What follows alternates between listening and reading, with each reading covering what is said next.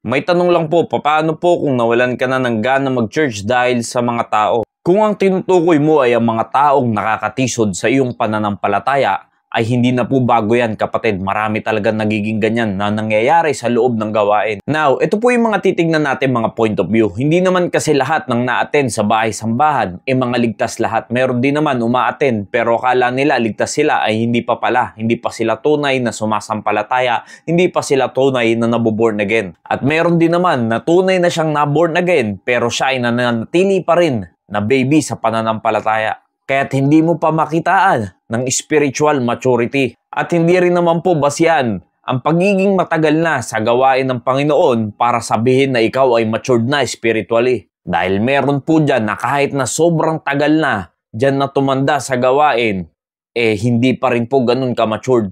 Para pa rin pong baby sa pananampalataya. At meron din naman na kahit bago pa lang ay maagang nagmamatured spiritually. Bakit? Dahil po yan sa kung paano mo nilalapit ang sarili mo sa Panginoon. Kaya't ang sabi po ng Biblia, mayroong mga nauuna pero nauhuli at meron din naman nauhuli at nauuna. Kaya't ang maturity spiritual ay hindi po yan nababase kung gaano ka nakatagal. At hindi rin po yan nababase sa edad. Hindi porket na matanda ka na, ibig sabihin matured ka na spiritually. Meron din naman na kahit matanda na o may edad na, sila pa yung nagkukos ng ikatitisod ng mga kapwa niya, kapatid o mananampalataya. Now, kung kayo po ay nakaka-experience ng mga ganitong klaseng mga kapatiran o mga kapwa niyo mananampalataya, na imbis na sila pa ay nag-i-encourage sa inyo, ay sila pa yung nagiging dahilan para kayo ay matisod.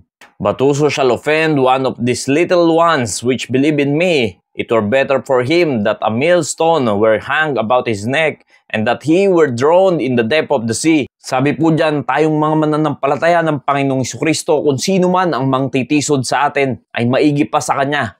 Nalagyan ng gilingan ng bato ang kanyang leeg at itapon sa kalaliman ng dagat. Ibig sabihin lang kapatid, ayaw ng Panginoon ng mga ganyang klaseng pag-uugali ng tao. At hindi nyo rin naman po kailangan magiganti sa kanila o bumawi pa sa mga ganyang ginagawa nila sa inyo dahil hayaan nyo lamang po ang Panginoon dahil yan ay ang salita niya. Hayaan nyo po siya na siya na ang humatol sa mga ganitong klaseng tao dahil alam naman natin na sinasabi ng Biblia, kung ano ang iyong itinanim, yun din ang aanihin mo. Kaya kung yun po ang itinatanim ng mga nangtitisod na tao, yan din naman ang siya niyang aanihin. Now, kung ang inyo pong inatendan na simbahan ay tama naman ang doktrina, maayos naman ang turo, nagtuturo ng patungkol sa kasalanan, hindi lamang puro prosperity gospel, at kung sadyang ang mga nasa paligid mo lang ang problema, hayaan nyo lang po, kayo po ay magpatuloy sa gawain ng Panginoon. Pero kung yan ay mali na ang doktrina, nalalayo na ang lakad sa kalooban ng Diyos, iba na ang ginagawa, mas ginagawa ng makamundong bagay kesa sa gawain ng Panginoon,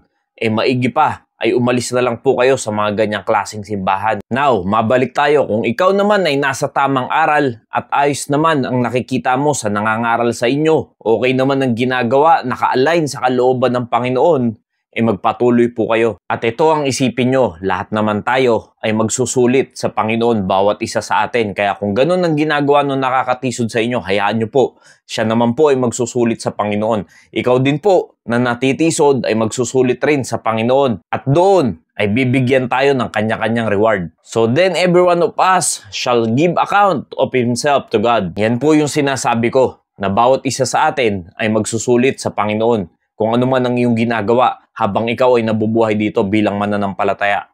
Let us not therefore judge one another anymore, but judge this rather, that no man put a stumbling block or an occasion to fall in his brother's way. At yan po dapat ang ating ginagawa bilang mananampalataya na hindi dapat tayo naglalagay ng ikatitisod ng ating kapwa mananampalataya or ng ating kapatid sa pananampalataya.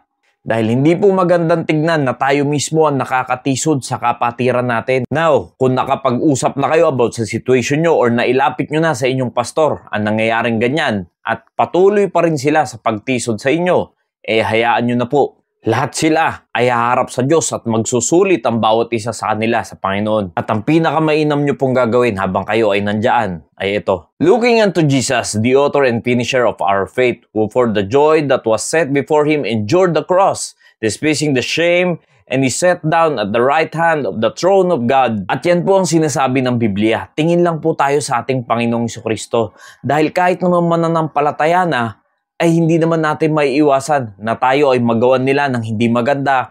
Kaya't ano po ang dapat natin gawin ay tumingin lang tayo sa ating Panginoong Jesucristo. Dahil kung mas papansinin natin ang mga bagay sa kapaligiran natin kaysa sa pag-worship natin sa Panginoon, talagang masisira o mawawala ang atensyon natin at isang araw ay baka mag-backslide na lang tayo o di kaya ay mawala na lang tayo bigla sa gawain ng Panginoon ng tuluyan. Kaya't anuman po yung nararanasan nyo sa inyong simbahan, ay magpatuloy lamang po kayo dahil alam po ng Diyos ang nangyayari sa bawat isa sa atin. Alam niya po ang kasagutan sa lahat ng ating katanungan. Patuloy lang po tayo magtiwala sa ating Panginoon sa ginagawa niya sa ating buhay. Nawa naging pagpapala po ang mensaheng ito. Maraming pong salamat and God bless you all.